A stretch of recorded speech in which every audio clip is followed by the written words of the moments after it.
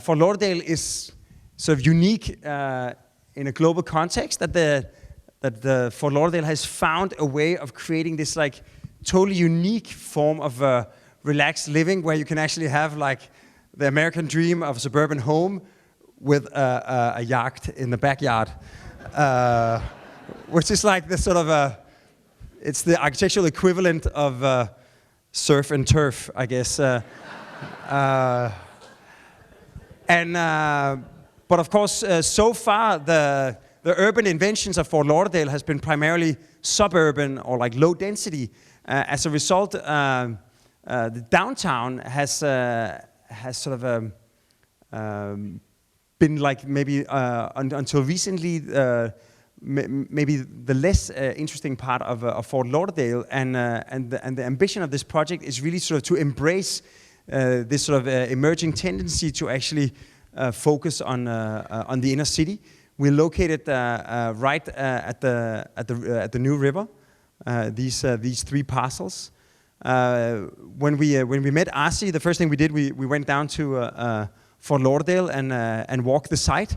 And the site already had like a lot of sort of charm, sort of different forms of maritime activities, water taxis, a vertical marina. It was kind of a revelation for a Dane to see that the marina can actually be this sort of it's like the sort of the dense urban equivalent. It's actually a 3-story parking for boats, and the whole intention was to sort of some residential neighbors that we of course would have to sort of respect and be friendly neighbors too. But essentially the main thinking was to try to sort of embrace and accommodate all of the culture, all of the life that was already there. So to keep the vertical marina operational and running as part of the spirit of the place, to retain the water element and the presence of water taxis in the water.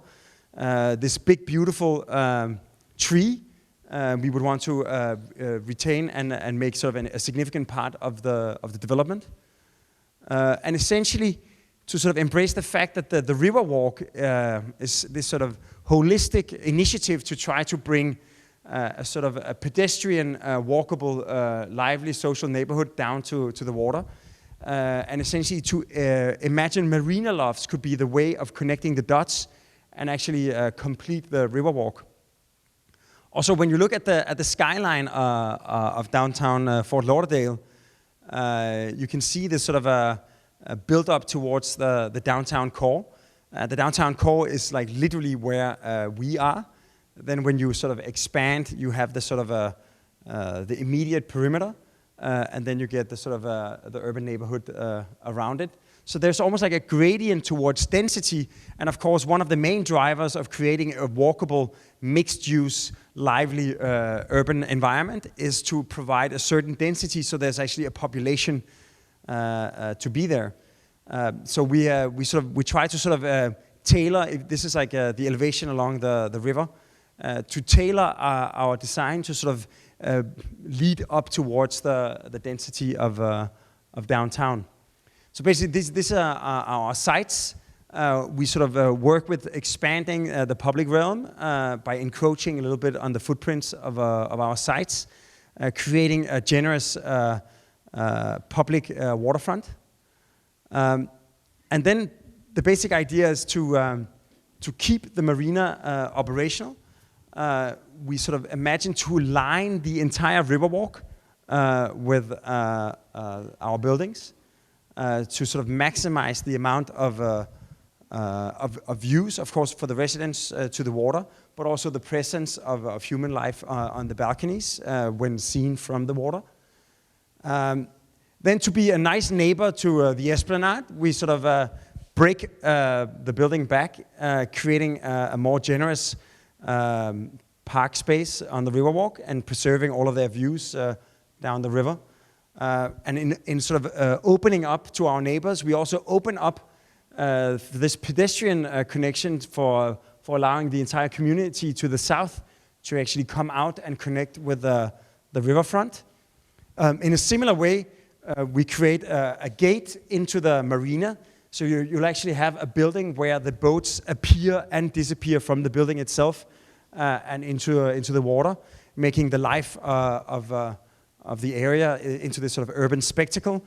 And as an idea, the units that we sort of peel out to open up for the boats, we put them together in a small sculpture on the public area to create little restaurants and bars. So in a way, you can say that all of the sort of public promenade, all of the public space, all of the amenities, we have like a little community-oriented retail and restaurants all along the ground floor and in this pavilion to create like a lively destination that not only will allow people to walk here, but also will give people elsewhere a reason to walk over here. So here you can see the building volumes in the context of the site, how the sort of this passage actually becomes the main reason for the opening out to the water.